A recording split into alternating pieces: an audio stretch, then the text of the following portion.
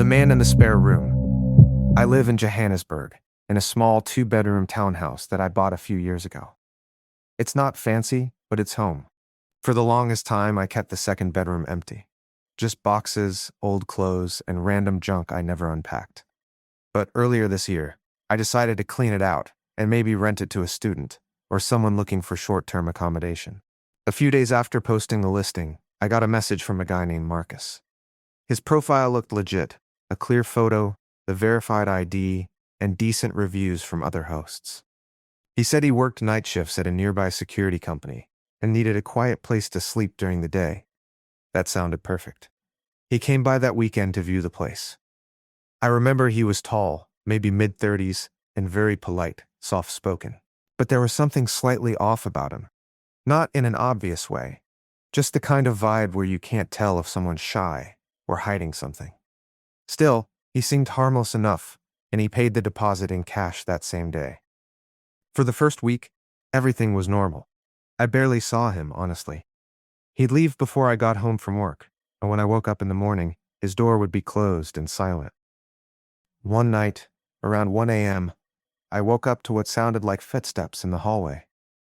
At first, I brushed it off. Maybe he'd come home late, or was just getting water. Then I heard something that froze me. The soft creak of my bedroom door handle.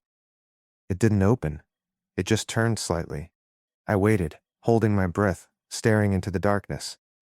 After a few seconds, I heard the footsteps slowly move away. The next morning, I asked him casually if he'd gotten home late. He smiled awkwardly and said no. He'd been home since 10 p.m. I didn't press it, but it couldn't shake that uneasy feeling. A few nights later, it happened again. But this time, I was awake. I'd been scrolling on my phone when I heard slow, deliberate steps just outside my door. I turned my phone's flashlight toward the sound. The handle twitched again. This time, I called out, "Marcus?" No response. Then the footsteps hurried off, and I heard the spare room door close. In the morning, I knocked on his door to talk, but there was no answer. The door was locked, and when I peered under the crack, I couldn't see any light or movement. He was gone for 2 whole days after that. Then suddenly, I heard his door open again early one morning. When I checked later, his things were still there. Bag, clothes, toiletries. But the weirdest thing was that his bed looked untouched. The blanket was perfectly flat. No wrinkles, like no one had been sleeping in it at all. That night, I decided I'd had enough. I wanted him out. I wrote a message telling him I'd refund the rest of the month and slid it under his door. No reply. Then, around 3 a.m., I woke up again, but this time, it wasn't footsteps. It was breathing, right next to my ear. I jumped up and turned on my lamp, but no one was there. My heart was pounding so hard, I felt dizzy. I checked every corner of the room, the closet, even under the bed. Nothing. The house was silent. The next morning, I took off work and went through the whole house. I opened his door. It was unlocked now. The room was empty. Everything he owned was gone. The only thing left was an old black hoodie hanging behind the door. I felt relieved, honestly, until I saw what was behind the wardrobe. There was a small hole in the wall, just big enough for someone to look through. And on the other side of that wall, my bedroom. The hole was perfectly aligned with where my head rests when I sleep. I felt sick. I called the police, who came and searched the place, but they didn't find much. Just the hole and some footprints outside my window. They told me Marcus wasn't his real name. The ID he'd shown me belonged to someone reported missing 2 years earlier in another province. For a while, I stayed with a friend because I couldn't stand being in that house alone. A few weeks later, I decided to sell it. The new owner, a young couple, seemed happy with the place. I handed them the keys and tried to forget everything that happened.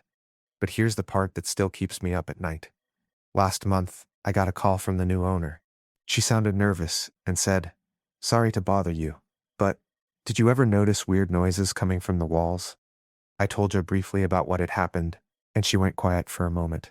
Then she said, "We found a crawl space behind the spare room. There's an old sleeping bag and a few empty food tins. The police said someone had been living inside the walls." And apparently, from the way the dust had settled, they said it looked recent. The neighbor who knew too much. I moved into my first apartment when I was 24. It wasn't anything fancy, just a one-bedroom unit on the third floor of a building that had been around since the early 80s. The rent was cheap, which was perfect because I had just landed my first real job and wasn't exactly rolling in money. The building had a reputation for being quiet.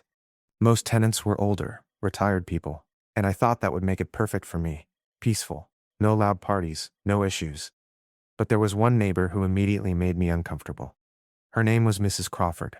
She was in her late 60s, with this kind of thin, sharp look to her, like she noticed everything. Every time I saw her in the hallway, she'd stop me with questions I didn't think were normal. Did you lock your door this morning? Did you see that man in the parking lot? Do you ever hear the pipes at night? I laughed it off at first. Maybe she was just lonely. I tried to be polite, but the questions kept coming, and she always had this intensity in her eyes, like she was trying to read me. The first really creepy moment happened about a week after I moved in. I was in bed, reading on my phone, when I heard a knock on my door, around 11:30 p.m. I didn't recognize the sound of anyone else in the building moving around at that hour. I looked through the peephole. It was her, Mrs. Crawford. At that hour, "Sorry to bother you, dear," she said, once I opened the door, "but I saw someone loitering outside your car today. I thought you should know."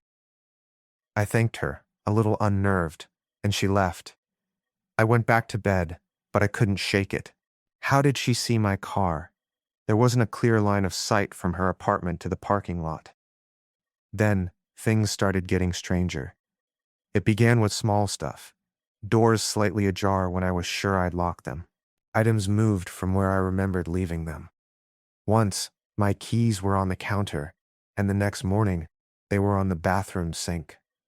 At first, I chalked it up to my own forgetfulness. I'm not the most organized person. But then, I started hearing noises at night. Not regular city noises, like doors creaking in the building, distant cars, but very specific things. Footsteps outside my door. Soft whispers. Sometimes, it was just a light tapping, almost like someone was testing whether I was awake. I tried to rationalize it. Maybe it was old pipes. Maybe it was just paranoia. But one night, I heard it again, the soft tapping on my door. I froze. This time, I could hear breathing, shallow and deliberate. I grabbed my phone and dialed 911, but before I could hit send, the tapping stopped. The building was silent. I sat there, phone in hand, for what felt like hours, waiting. The next morning, I found a note slipped under my door. No signature. Just, "I saw you awake last night." My blood ran cold. I considered moving, but breaking a lease so soon would have been expensive. So I tried to be cautious. I installed a small security camera over the door, just to see if I could catch anything. For the next week, the footage showed nothing unusual, no one in the hallways, no sounds. Then, one Friday night, I was working late on a project. I left my door slightly open because I was expecting a package. Around midnight, my camera pinged, motion detected, in the hallway. I looked at the live feed. There she was, Mrs. Crawford, standing in front of my door, staring. She didn't knock. She didn't move. She just watched. I froze. I wanted to call the cops, but I wasn't sure what I'd even say. She hadn't done anything illegal, yet. The next morning, I called the building manager. I told him about the strange visits, the note, the hallway sightings. He gave me this tired look and said, "Mrs. Crawford has lived here longer than anyone. She's very aware of the building, but we've had complaints before. If she's bothering you, you need to document everything." I nodded, trying not to sound panicked. But deep down, I knew I was being watched. Things escalated a few weeks later. I came home from work around 8 p.m. My apartment smelled like someone had been cooking. My lights were off, so I didn't notice anything at first, but then I saw it. My laptop, which I had left on my desk, was open. The browser history showed searches I didn't make, young men alone in apartments, best ways to enter apartments quietly, how to avoid security cameras in old buildings. I didn't touch the computer. I called the police. They came, took fingerprints, but there was nothing conclusive. No forced entry, no fingerprints that could be tied to anyone. A few nights later, I installed a better security system, motion sensors, door alarms, and more cameras inside the apartment. I was terrified of what I might find. And then it happened. I was lying in bed around 2 a.m. when my phone buzzed. I got a security alert, motion detected in my kitchen.